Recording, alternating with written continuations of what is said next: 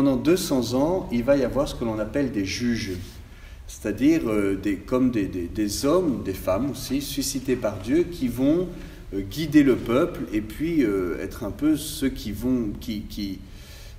aident le peuple à trancher en cas de division et qui ramènent aussi le cœur du peuple vers le Seigneur.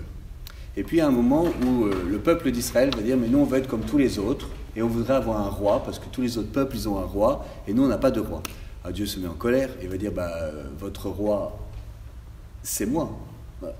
Et le peuple dit « bah ouais c'est très bien mais en même temps on aimerait bien avoir un roi ». Le peuple d'Israël est un peuple à la nuque raide, c'est-à-dire qui n'arrive pas, qui ne cède pas, qui est têtu. Le Seigneur dit, attendez, si vous allez avoir un roi, vous allez voir, il va vous exploiter, il va vous dominer, il va abuser de son pouvoir. Le peuple dit, oui, mais nous, on veut un roi. Très bien, du coup, est choisi le roi Saül, qui est le premier roi d'Israël. Et puis, on voit au chapitre 15, donc ça se situe à peu près vers l'an 1000, vers l'an 950 avant Jésus-Christ. Voilà, à peu près, les rapports. L'époque. Et donc, avant le chapitre 16 du premier livre de Samuel, il y a le chapitre 15. Dans le chapitre 15, en fait, il va y avoir une guerre contre les Amalécites et le Seigneur va dire « Ne gardez rien de ce que ce peuple possède, tout ce qu'a ce peuple, vous le vouez au feu et vous ne le gardez pas pour vous, je ne veux pas entendre, ce sont des païens, donc ne faites rien. » Et Saül trouve que ce que demande Dieu c'est bien, mais lui il a une autre conception de la foi et dit moi je vais offrir en sacrifice, je vais offrir des choses en sacrifice. Donc il veut faire un peu mieux que ce qui est proposé. Et le Seigneur s'irrite parce que ce qu'il veut ce n'est pas faire sa volonté propre, que la personne fasse sa volonté propre, mais c'est l'obéissance. Il y a cette phrase importante de la Bible qui dit ce qui plaît au Seigneur, ce n'est pas les sacrifices, mais c'est l'obéissance. C'est ce qu'on trouve au verset 22 du chapitre 15. Donc, quelques lignes avant le passage que l'on va lire. Et le Seigneur va demander à Samuel d'annoncer à Saül qu'il n'est plus roi. Le Seigneur dit « il ne sera plus roi, il m'a déçu ».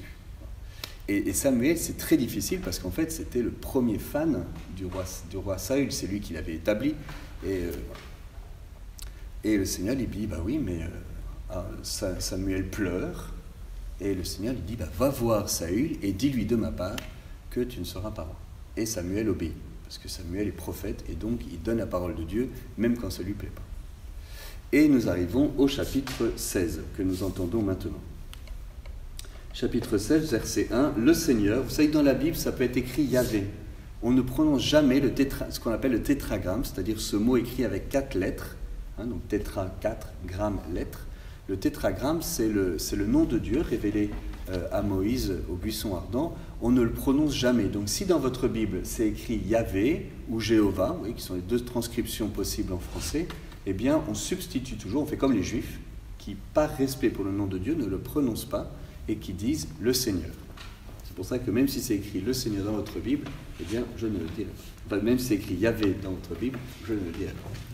Le Seigneur dit à Samuel, « Jusqu'à quand resteras-tu à pleurer Saül ?» Maintenant, on comprend pourquoi est-ce qu'il pleure Saül. « Alors que moi, je l'ai rejeté pour qu'il ne règne plus sur Israël. Emplis d'huile ta corne et va, je t'envoie chez Jessé le Bethléemite. » Donc, à Bethléem, David vient de Bethléem. C'est la première mention de Bethléem. « Car je me suis choisi un roi parmi ses fils. » Samuel dit, « Comment pourrais-je y aller? Saül l'apprendra et me tuera. » Le Seigneur reprit, « Tu prendras avec toi une génisse, tu diras, c'est pour sacrifier au Seigneur que je suis venu. Tu inviteras Jessé au sacrifice et je t'indiquerai moi-même ce que tu auras à faire.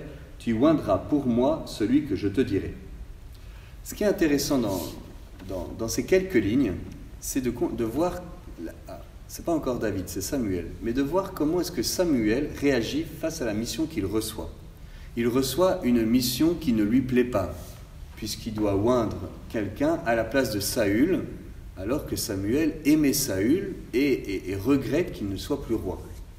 Il reçoit de Dieu une mission dangereuse, parce que forcément, si tu as le roi qui apprend que Samuel, qui est son principal soutien, va oindre quelqu'un d'autre, Saül, qui est un peu colérique, risque de se mettre en colère et de tuer Samuel. Donc c'est une mission dangereuse. C'est aussi une mission que Samuel ne comprend pas. Il ne voit pas pourquoi il faut choisir quelqu'un d'autre et pourquoi aller dans cette tribu-là et pourquoi Jessé. Le Seigneur ne lui explique pas en fait. Et puis il y a une part d'inconnu, c'est-à-dire tu oindras celui que je te montrerai. Ça rappelle un petit peu ce que le Seigneur avait dit à Abraham, va au mont Moria et là où je t'indiquerai, c'est l'appel d'Abraham. Abraham répond, me voici, va, quitte ton pays et va dans le pays que je te montrerai. Et donc Abraham quitte tout pour aller, il ne sait pas où. Parce que ce n'est pas le pays que je te montre, c'est le pays que je te montrerai. Et nous, comme hommes, souvent, on aime bien connaître. On n'aime pas trop l'inconnu, où on ne peut pas contrôler, maîtriser, savoir, anticiper, se préparer, contrôler tout. Et le Seigneur met Abraham, ici, il met Samuel en position de dire, je t'indique une direction, mais je ne te donne pas encore tous les éléments. Ouais, ça aurait été plus simple si le Seigneur dit, va chez Jessé, il a 7 fils, qui est en train de garder, le dernier est en train de garder ses moutons, appelle-le, c'est David, et puis tu vas faire de lui un roi. Et ça aurait été plus simple. Enfin, je sais pas, moi je serais Dieu, déjà que Samuel c'est pas facile, donc du coup tu lui donnes tous les éléments pour que le gars il le fasse. Et bien le Seigneur ne fait pas comme ça, il y a une pédagogie. Voilà. Et quand le Seigneur nous donne une mission, c'est souvent comme ça. C'est pas nécessairement quelque chose qui nous plaît d'emblée. Alors si on réagit qu'à l'affectif, si on fait que ce qui nous plaît, un peu comme Saül, qui en fait avait posé un acte religieux qui lui plaisait mais qui ne correspondait pas à ce que Dieu lui demandait, eh bien on n'avance pas. Donc de pouvoir entrer dans cette attitude de Samuel, où il est en même temps courageux parce qu'il affronte un danger, il est en même temps disponible parce qu'il entend une mission qu'il ne se donne pas lui-même et qui ne lui plaît pas franchement, il est obéissant. L'obéissance, c'est une attitude de foi et d'amour envers le Seigneur. On voit que l'obéissance d'Abraham, l'obéissance de Samuel, elle est accomplie pleinement en Marie, qui dit « Voici la servante du Seigneur ». Et c'est cette obéissance de la foi. Et on va voir que dans cette mission que reçoit Samuel, eh bien, il va être éprouvé. Hein, vous connaissez, puisque vous l'avez lu, donc il va chez Jessé, puis il dit voilà, je viens voir un de tes fils. Et donc il y a tous les fils qui passent. Et une fois que tous les fils sont passés, eh bien, c'est aucun d'entre eux. Faut s'accrocher quand même. Il faut s'accrocher. Et parce que concrètement, il passe un peu pour un guignol dans cette affaire-là. Parce que lui, il ne sait pas qu'il y a des... Nous, c'est facile, on connaît le texte, ou bien on sait comment ça se termine, quoi. Mais lui, il n'en sait rien. Donc il convoque tout, il passe vraiment pour un guignol dans cette affaire-là. Il est éprouvé. Mais il écoute le Seigneur et il lui dit, mais vraiment, il n'y a pas d'autre fils. Alors on lui sort le dernier fils qui est tellement pas important, qui est en train de garder les moutons. Voilà, donc de contempler cette mission de Samuel. C'était le premier point. Le deuxième point, on avance un petit peu dans le texte, quand même verset 4, Samuel fit ce que le Seigneur avait ordonné. Le Seigneur demande, Samuel fait ce que le Seigneur lui demande.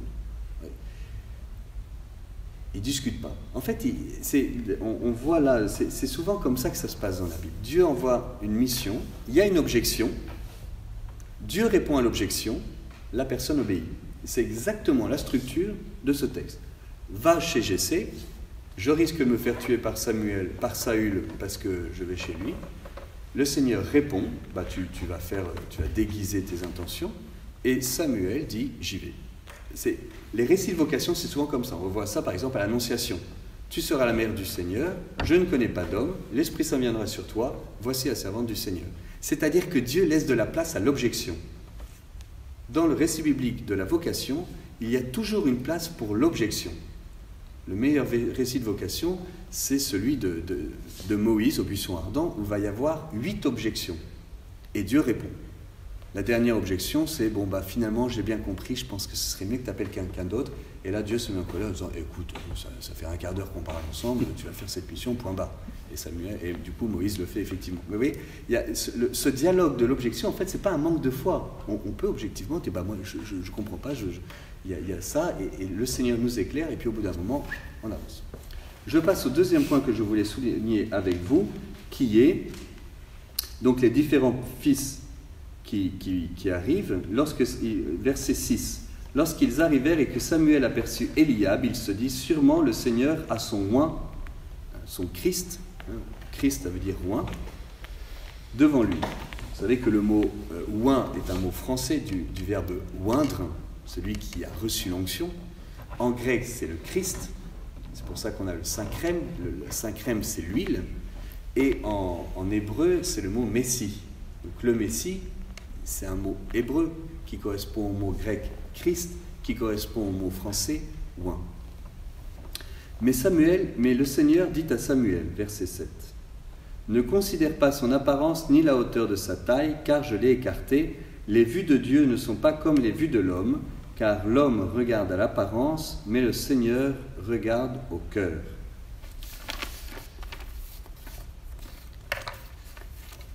Alors ce qui est intéressant, c'est vraiment un verset, le Petit Prince, il s'en est un peu inspiré quand même. Le Petit Prince de Saint-Exupéry qui dit « On ne voit bien qu'avec les yeux du cœur ». En fait, c'est exactement ça. Et c'est Dieu qui regarde comme ça.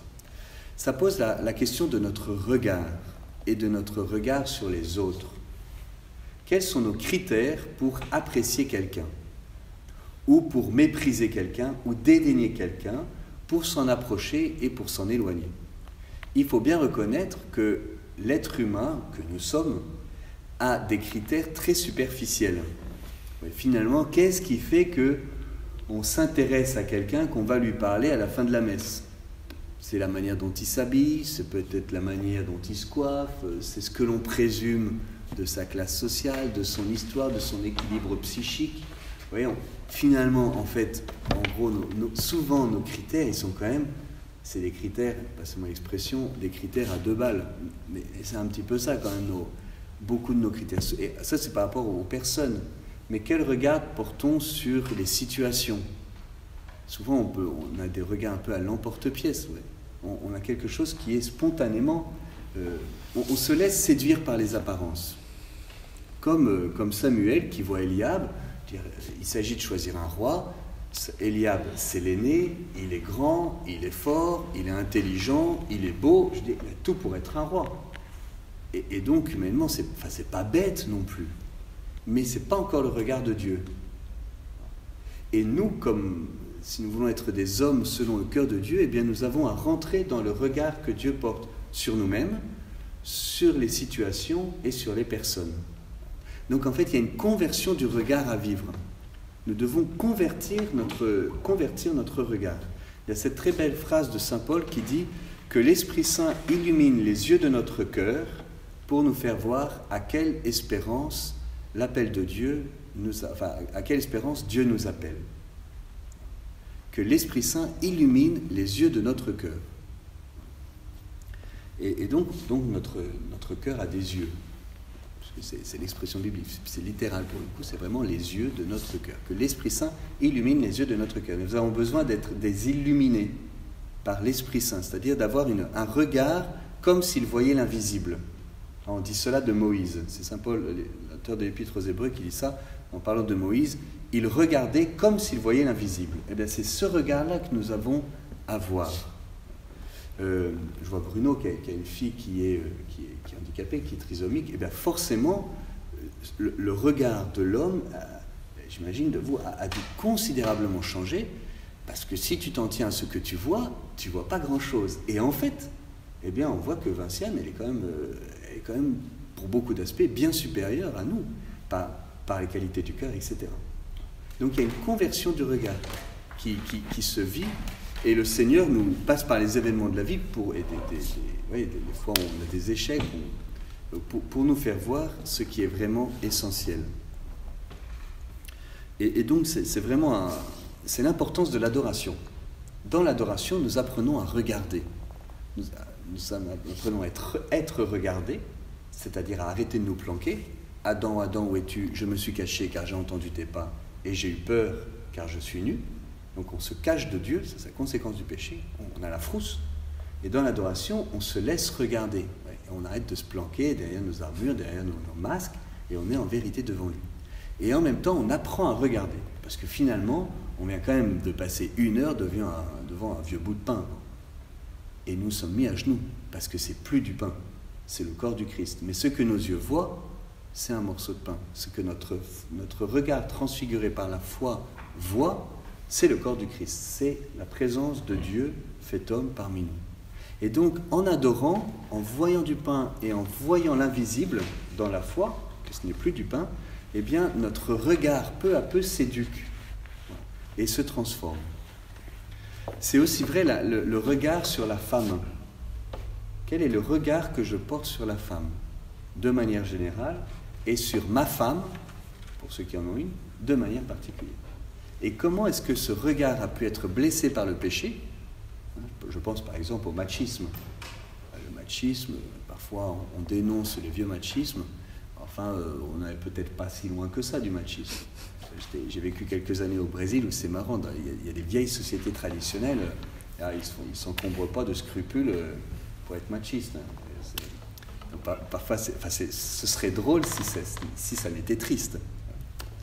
De voir parfois la grossièreté avec laquelle la femme peut être traitée, c'est quand même intéressant. Mais parfois, les peuples pauvres vivent de manière plus forte, ce que nous, on vit la même chose, mais à l'intérieur. Donc, quel regard je porte sur la femme et quel regard je porte sur ma femme ? J'ai parlé du machisme, mais aussi clairement la domination, la possession, y compris la séduction, la manipulation corporelle. Et donc, quel est le regard ? Est-ce que mon regard a été blessé par la femme ?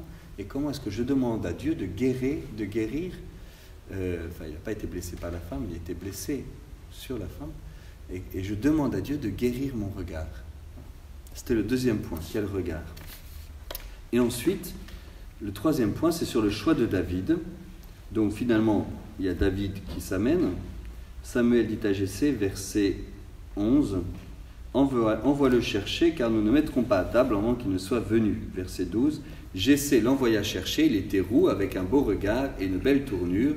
Dieu dit, va, donne-lui l'onction, c'est lui. » Samuel prit la corne d'huile et l'oignit au milieu de ses frères. L'esprit du Seigneur fondit sur David à partir de ce jour-là et dans la suite. Voilà. Alors, ce qui est beau dans le texte, c'est qu'en fait, il n'y a pas de raison particulière pour choisir David. Le choix de David, c'est parce que Dieu fait ce qu'il veut. Il n'y a pas d'autre raison au choix de Dieu que la liberté de Dieu.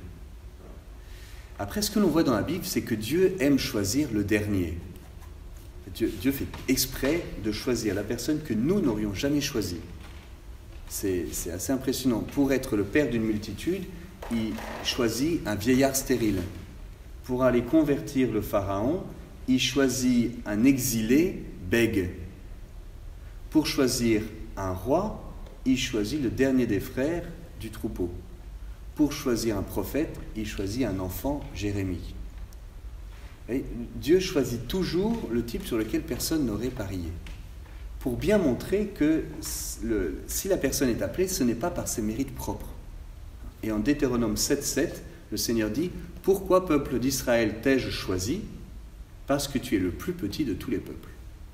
Et qu'ainsi tu n'aies pas d'orgueil à avoir été choisi. » Et en fait, le mystère d'Abraham, de Moïse, de David, en fait, c'est le mystère de notre vie. Pourquoi est-ce que le Seigneur nous a choisis ? Pourquoi est-ce que le Seigneur nous a élus ? Pourquoi est-ce que le Seigneur nous aime ? On est des pauvres types, en fait. On peut bien se fatiguer à donner le change, mais on sait bien qu'on est des pauvres types. Pourquoi est-ce que je suis prêtre, moi ? Je ne suis pas meilleur que vous. Ouais.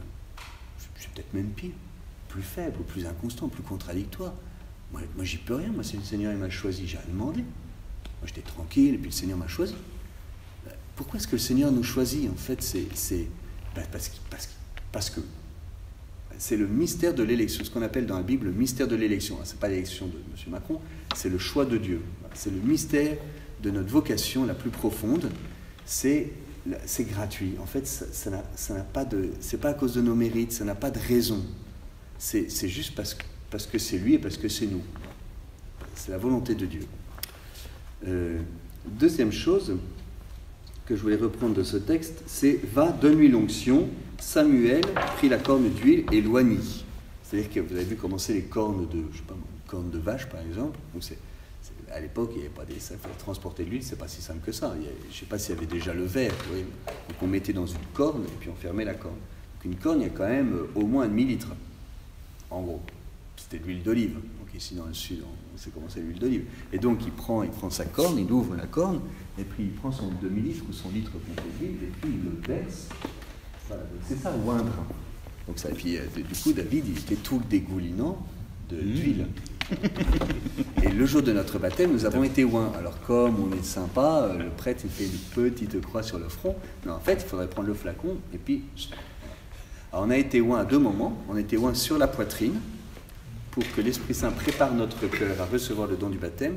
Et après notre baptême, donc juste après le bain, on a été oint avec le Saint-Crème pour le coup, pour annoncer la confirmation. Et le jour de notre confirmation, vous avez été tous confirmés ou pas?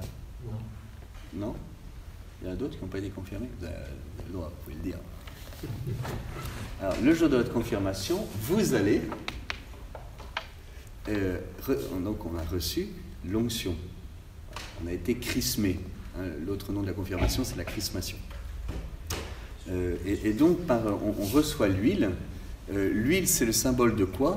C'est le symbole... Déjà, en fait, dans la Bible, l'huile d'olive, c'est le symbole de la douceur. Parce que si vous mangez une olive, elle est acide. C'est pas bon, une olive.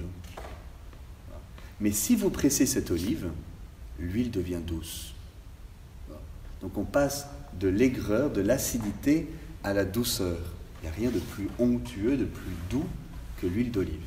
Donc le fait d'avoir été pressé fait ressortir la douceur. C'est pour ça que l'huile est symbole de douceur. C'est aussi le marque de ce qui est indélébile. C'est-à-dire qu'une fois qu'il y a une goutte d'huile qui tombe sur ce carrelage, si j'attends quelques heures ou quelques jours et que j'essaye ensuite de nettoyer, eh bien ce n'est plus possible parce que l'huile a pénétré la pierre et qu'il est impossible de nettoyer une pierre qui a été marquée par l'huile. Donc le don du baptême, ça nous a marqué au plus profond de nous-mêmes. C'est pour ça qu'on reçoit le don de la confirmation, ça nous marque au plus profond de nous-mêmes. C'est ce qu'on appelle des sacrements à caractère, c'est-à-dire qu'on est comme marqué, vous voyez, au plus profond de nous-mêmes. C'est pas possible de se débaptiser. Tu peux aller demander à être retiré des registres, si tu veux, mais un bout de papier, c'est un bout de papier. Que tu sois baptisé, ça allait jusqu'à l'éternité. Donc il y a 3 sacrements à caractère, on reçoit une onction d'huile, c'est le baptême, la confirmation et le sacerdoce. Et donc, et dans la Bible, dans l'Ancien Testament, il y a 3 types de personnes qui sont oints.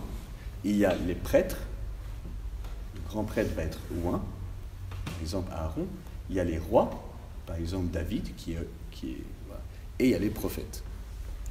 Donc, et le jour de notre baptême, eh bien, nous avons été oints parce que nous devenons prêtres, prophètes et rois.